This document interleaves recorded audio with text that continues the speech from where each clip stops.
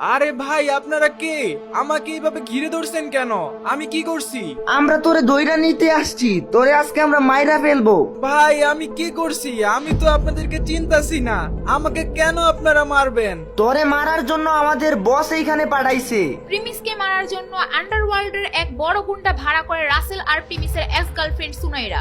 এরপর তারা প্রিমিসকে তাদের ডেরায় নিয়ে যায় আর সেখানে তারা প্রিমিসকে একটা চেয়ারের মধ্যে বেঁধে রাখে। সেখানে আগে থেকেই উপস্থিত ছিল রাসেল আর সুনাইরা। এরপর যখনই আন্ডারওয়ার্ল্ডের সবচেয়ে বড় গুন্ডা প্রিমিসকে মারার জন্য তার সামনে গিয়ে হাজির হয়, ঠিক তখনই সে প্রিমিসকে দেখে আতঙ্কিত হয়ে যায় আর তার কাছে হাত জোড় করে প্রিমিসকে বলে, আরে প্রিমিস ভাই, আপনি আমারে মাফ করে দেন ভাই, আমি ভুল করে আপনারে কিডন্যাপ করে ফেলছি। যখনই সুনাইরা আর রাসেল এটা দেখে তারা একদম শকড হয়ে যায়। আসলে কে এই প্রেমিস? তার আসল রহস্য কি? প্রেমিস কি শুধুই বড়লোকই, নাকি তার আন্ডারওয়ার্ল্ডের সাথেও তার কোনো সম্পর্ক আছে? সেটার ফুল ভিডিও দেখতে চাইলে সাবস্ক্রাইব করে রাখুন।